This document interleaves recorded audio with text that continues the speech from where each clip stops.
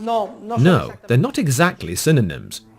Un conocimiento tácito, podemos intentar... We can try to articulate tacit knowledge, but it's a trickier task. It takes a lot more effort. Many subtle facets are lost. Entonces, es como si usted dijera, a ver, escribe... So it's like saying, write me a manual on the secrets of making your wife happy. Pues hombre, cada uno sabemos... Well, each of us knows from practical experience what makes his wife happy and what doesn't, what bothers her, and we might be able to draw up a list of things, but I'm sure we'd overlook 90% of the subtle details that make the difference between success and failure in marital relationships. Well, the same is true in the world of business. It is subtle details that make the difference between the success and failure of a company, and it is subtle details that make the difference between the success and failure of a movie. We have great difficulty expressing this in words, but even though the explicit or implicit nature of something and the ability to articulate that thing are not exactly the same, a very close relationship exists between them. Mathematical language is the most formalized and articulate language of all. There are premises, and they are deduced with absolute precision. What moves to the right when we add, moves to the left when we subtract. Everything is clearly set out. In contrast, verbal language is full of subtleties.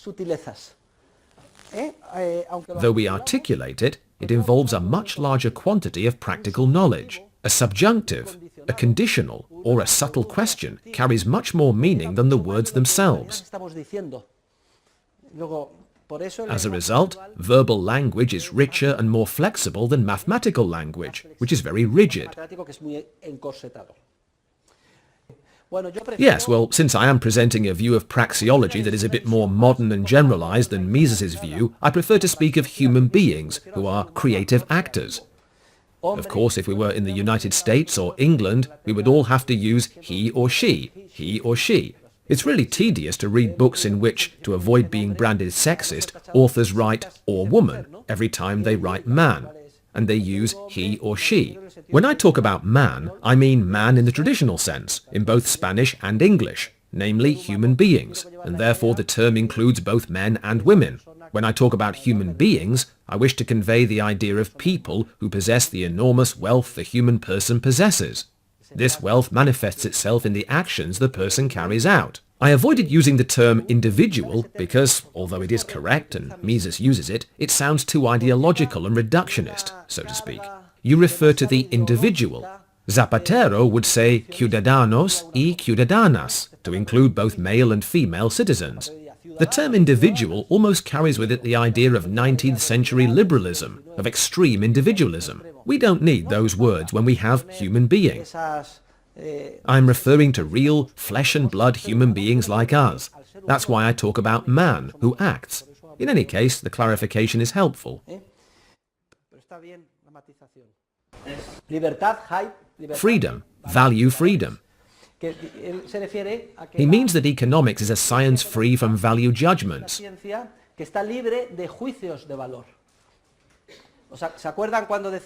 you remember when we said that ends are subjective because it is the acting subject who chooses them? And the same is true of means, in the sense that, as economic scientists, we cannot judge, we cannot condemn or applaud the ends or the means the actor chooses, discovers or creates. If you recall, I offered the example of the chief of a tribe of cave dwellers in New Guinea. His son gets sick, and the chief is convinced that the best means of helping the boy is to call the witch doctor to perform some exorcisms and save him. The moment the chief subjectively decides that calling the witch doctor is a means, because it will permit him to drive away the demons that are afflicting the boy and keeping him sick, at that moment, regardless of the value judgments we could make, he's an idiot. What a backward guy. Why doesn't he give his son the antibiotic? At that moment, the chosen means has already become an economic good, and all the laws of economics, scarcity, etc. apply. If a young lady believes that applying a certain chemical substance to her face every night will make her more attractive, even if it's not true, her belief is enough to immediately transform the substance into an economic good, and all the economics laws we are studying would apply. So as scientists, we cannot, from the outside, judge to be good or bad the ends actors creatively discover. As doctors, we can judge the ends. As a doctor, I could say, this guy's an idiot. Why doesn't he give the child an antibiotic? I can judge from the perspective of a 21st century human being who knows the most appropriate and technological means to achieve a certain end. But as far as economics is concerned, my judgment is irrelevant. Imagine, for instance, that people want water from the Jordan River for christening children. I remember that example because in Spain, Jordan water was marketed for many years. It was sold in little bottles. It became fashionable in parish churches for christenings. For some reason, people thought a christening with water from the Jordan River had more value added from the Holy Spirit than a christening with tap water. How silly. If you asked any theologian, he would say, that's poppycock. Well, we condemn it, but that is irrelevant to us, because the moment people subjectively decide a resource will help them achieve an end, that resource has already become scarce, and therefore all the laws of economics apply to it. So, economics is a positive science free from value judgments.